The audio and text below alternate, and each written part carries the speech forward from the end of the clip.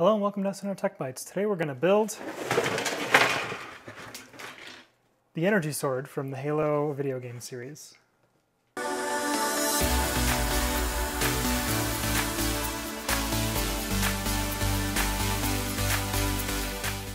This is a fantastic design done by the folks over at Adafruit. In order to assemble these parts of the sword, what we need to do is line them up first, and then we're going to glue all four sections together.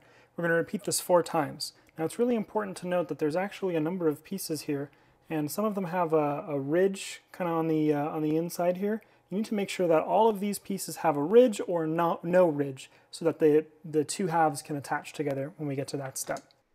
If you don't have your own 3D printer, but you would like to make your own energy sword, check out my sponsor, PCBWay. PCBWay offers various services including CNC cutting, 3D printing, and PCB manufacturing. Check them out by following the link in the video description.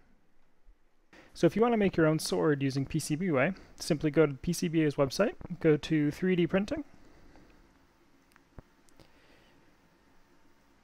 click add part and add all of your sword parts. Then you'll go through and select 2 of everything except the handles. I strongly suggest using their polycarbonate. You can select translucent, do a 20% infill, and your sword parts will show up in your door in just a couple of days. I do want to protect my bench from getting any of the glue on it because it's really hard to get off after the fact. So I'm going to take a little bit of painter's tape and just stick it on my table to act as a protector.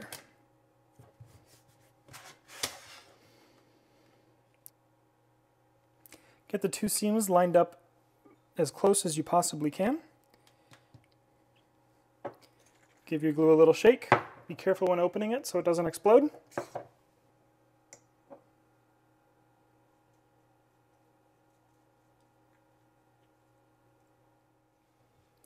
We'll give that piece a little time to adhere, and we'll glue the other one. Make sure you use this in a very well ventilated space. We're going to give that about 10 minutes to cure, and we'll come back and do some more gluing. Alright, now that these are dry, we're going to flip them over and paint a little glue on the other side. It's important to make the glue seams on this side as thin and smooth as possible, since this is the outside of the sword and you will see it. Now we'll let those dry for a little while, and then we'll glue these 2 halves together. And now that we have one of the 4 pieces glued together, we just glue together the remaining 3. Remember to be cognizant of the in versus out here on this edge so that the 2 pieces can clamshell together when we get to that step. While we're waiting for the sword pieces to dry, it's a really good time to go ahead and paint these up. It's best to paint these before we have electronics in them and have it sealed together. Now I found that the glue seams just weren't quite strong enough alone, so I'm going to grab the 3D printing pen and I'm going to do the same clear PETG in every single corner here to add just a little bit of strength. I want to use just a little bit so I don't cause any interference with the LEDs when I go to install them.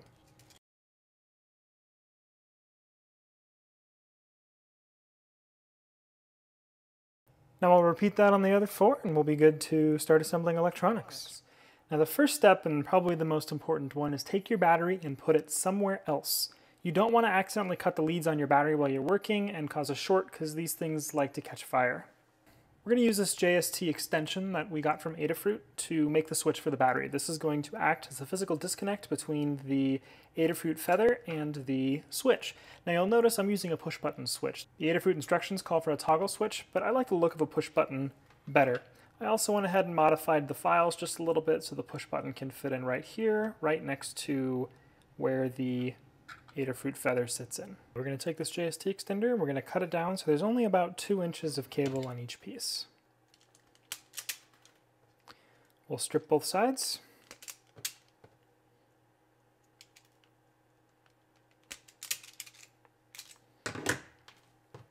And we're going to split the 2 pairs of insulation.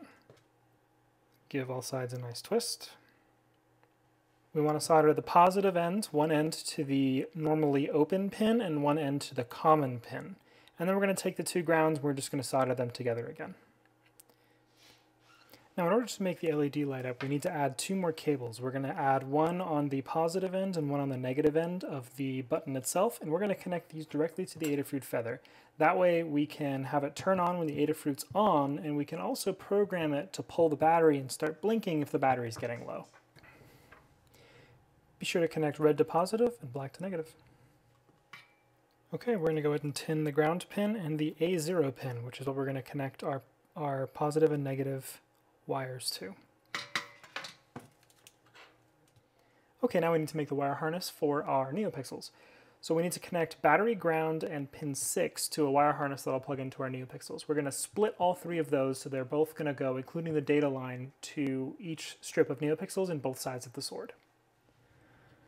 Alright, now that the electronics are all soldered up, we are going to go ahead and mount them inside of the handle. To do that, we're going to make sure that the USB is facing towards the bottom of the handle. And we're going to place it here and screw it in with 2.5 M2.5 by 4mm screws. Okay, now we're going to go ahead and plug the JST extension from our switch into our feather. Now we're going to take our switch and we're going to carefully set it inside of the recess. My cables are a little short, so make sure yours are a little bit longer than mine were. And then we're going to put hot glue right here in this corner to hold the switch in place. While the hot glue is cooling, we'll pop the lid on just to make sure that it sets in exactly the right spot.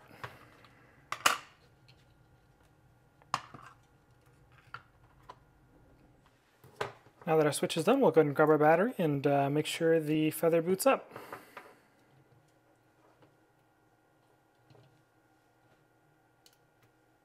And we've got our lights. This won't light up until we add some firmware on there. Since we know it works, we're going to go ahead and mount the battery. So we're going to grab a little bit of VHB tape or any other double-sided foam style tape. Cut a small piece off.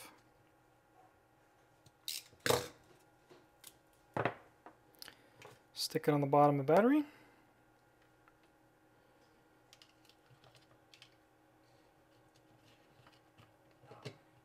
And stick it inside of our sword blade. Then we can plug it in. And we'll give it one last test. And we've got indicator lights. Okay, now that we've got the electronics hooked up, we're going to go ahead and add the servo connectors. Remember to put your red wires in the middle so you don't accidentally short something out, and then you can do the yellow and the black on either side. Now to cable manage this, what I'm going to do is I'm going to take each one of these servo connectors with the male pin sticking out. I'm not going to put the shield on because it doesn't actually fit inside this cutout, and I'm going to super glue them in place. I want the plastic of the connector to be flush with the edge here.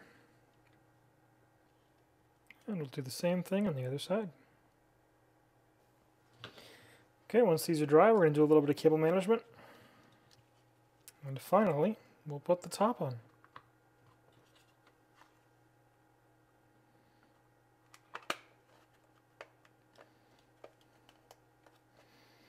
And now, our handle is complete.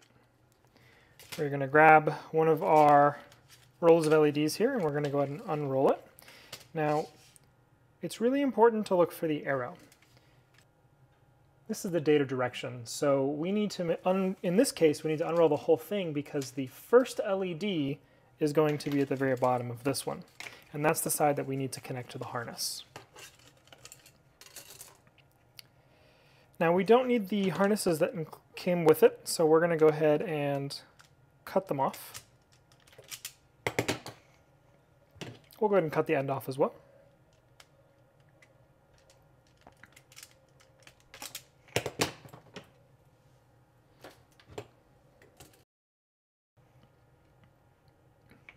Now we're going to find the arrow again and make sure and verify that we are on the right side. Now we can see that they are labeled 5-volt D and G and D. So we're going to take our harness and we're going to solder them on. So in this particular case, yellow will be D, white will be 5-volt, and blue will be ground. Okay, now we'll give them a very close inspection to make sure nothing is shorted. And we will repeat that exact same thing on the other strip of LEDs. In order to program our energy sword, we're going to need an IDE. To do that, we're going to go to arduino.cc, we'll go to software, and we'll pick from the right side of this window to download the IDE based on what machine we're using. In order to install the software on our microcontroller, we're going to need a couple of libraries. We'll come over to this library button here. We're going to look for two plugins. We're going to get the Adafruit Bluefruit LE NRF51, and we're going to get the Adafruit NeoPixel plugin. Now that we have our libraries installed, we're going to go ahead and plug in our Adafruit Feather. Now we need to select our board in the IDE. So we'll come up to our board selector here, and we're going to say Adafruit Circuit Playground. Now if it doesn't show up, you need to select Other Board or Port and type Adafruit, and you'll see the Adafruit Circuit Playground. Click that, make sure it's installed, and it should let you connect to your Feather. Now what we need to do is install the test script so that we can make sure all of the LEDs are working. To do that, we'll go to Files, Examples. We're going to come down to Adafruit NeoPixel, and we'll click Strand Test. Once this is loaded, we'll make sure we have the correct microcontroller selected, and we'll click Upload. You may get some warnings here, but the important thing is to make sure it says Done Uploading. Now, if for some reason you're using a different pin than pin 6, make sure you change it here. Okay, now that we've got our LEDs hooked up, we're going to give them a test to make sure they all turn on. So click our power button here. And they work. It's time to put them in the sword. Okay, to put the LEDs inside of the sword, first thing we're actually going to do is go ahead and take off the silicone sheeting.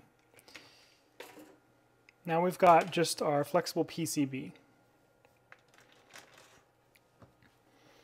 Now what we want to do is glue them inside of our sword here. So we're going to put them all the way down in this bottom corner here to start. We'll loop around our connector cable, and what we're going to do is just put a little bit of hot glue as we go. Now it's very important to use the quote-unquote inside sword. So the two clamshells that come together, one of them has a lip on the inside and then the other side goes around that lip. So make sure that the LEDs go inside of the one with the inside lip so we don't accidentally get hot glue on that lip and can't close it later. Now that our hot glue gun's warm, we're going to put a little bit of hot glue on the back of the connectors to start. And we're going to stick it in the sword, being careful not to get any hot glue on the outside of that lip. If we do get a little bit, it's okay. We can come back with a razor blade later.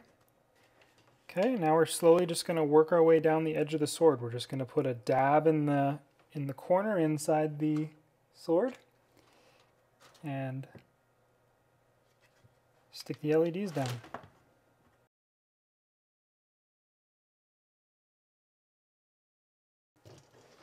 Now as you get towards the end, you're going to notice you have too many LEDs. So you're going to want to cut off the last LED where it no longer fits inside, right on those copper strips. Keep note of how many LEDs you cut off. In my particular case, I cut off 8, and we're going to need to know that later when we flash the correct firmware. Okay, now that we have all the LEDs glued inside of the sword, we're going to check for any loose spots and see if we can tuck a little bit of glue behind them. It's really important to make sure that there are no loose spots because this is the last chance we have to be inside the blade.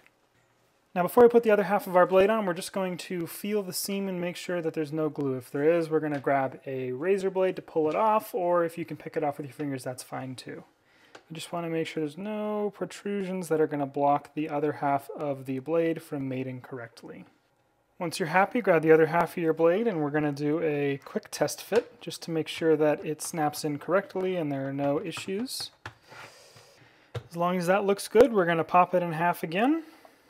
And finally, we're going to prepare to glue the sword together. So add super glue roughly every 4 inches apart across the entire perimeter of the sword. Going to make sure our wire is tucked in. Then we're going to bring the other half of the sword, snap it in place. Give a nice good squeeze along the entire perimeter to make sure that it all glues together. Now we're going to let that dry and do the exact same thing to the other side. Okay, now that the two sword halves are glued together, we need to add the handles. Notice how they align like that, where the holes are inside, and then you've got the servo plug that's going to kind of go right through the middle there. So what you're going to do is take your craft sticks, or in my case, I decided it was better to 3D print these clear PETG sticks so that they would be clear inside of the sword itself. You need to put 4 on each side. These are too long, so I'm going to go ahead and cut them in half immediately. We'll grab some super glue and insert all 4 of them. While those are drying, we'll do the other side as well. Now these just need to insert into the blades just a little bit, so I'm only going to have them sticking out about a centimeter from the handguard. And we're going to make sure that it'll go in without any issue. We're going to make sure we have everything aligned here. We're going to put super glue on the outside of all 4 of these. We're going to feed our servo connector through the middle carefully. Make sure you orient it correctly.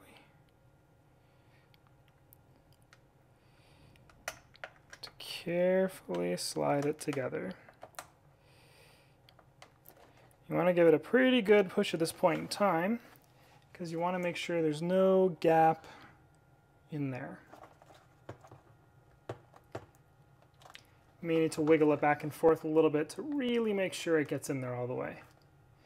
Give your connector a pull and it should fall in between 2 of those, in between the gap between all 4 of the stakes. Once we're happy that's on all the way, we're going to let it glue, and that should create the bond that holds the blade to the sword. And moving over to our handle, we have a similar situation with craft sticks. So we're going to use the same thing on either side. Now we'll let those dry, and then we will assemble the blades to the handle. Okay, it's time to put the whole sword together. So we're going to trim down the mounts here to be a little more than a centimeter, close to about 2 centimeters here. We'll grab one of our sword halves. My bench isn't quite big enough to do this, so I apologize. You might not have the best view. We're going to make sure we have it plugged in correctly on this side. We'll grab the other sword half and make sure we have this side plugged in correctly as well.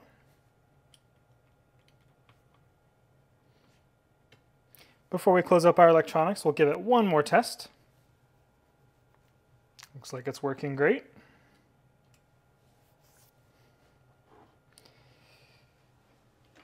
Now we're going to take our lid. This is going to get kind of weird, but we're going to take our lid. We're going to cut it down. We're going to put our lid on. We're going to slide our 2 halves together, but not all the way. Just part of the way. We want a little bit of a gap in there still. Now we're going to take some hot glue and put it on the sides of our sword here. Now the reason we're using hot glue is if we ever need to pull it apart, super glue is going to be really hard and probably destructive to take apart. But with a little bit of hot glue, we can get in there with a knife or drip some isopropyl alcohol down there to soften it up and pull the blade apart so we can access the electronics if we ever need to, say, replace the battery for any reason. A little bit on the bottom, a little bit on the top, same thing on the other side.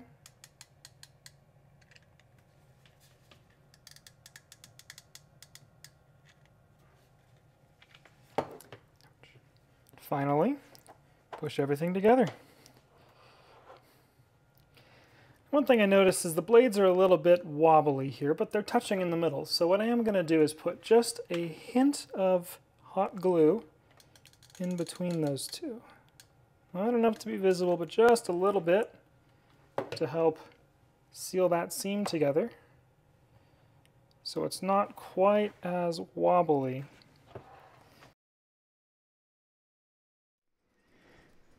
Now it's time to load the final firmware on your energy sword. To do this, plug the sword into your computer and download the scripts off of my GitHub.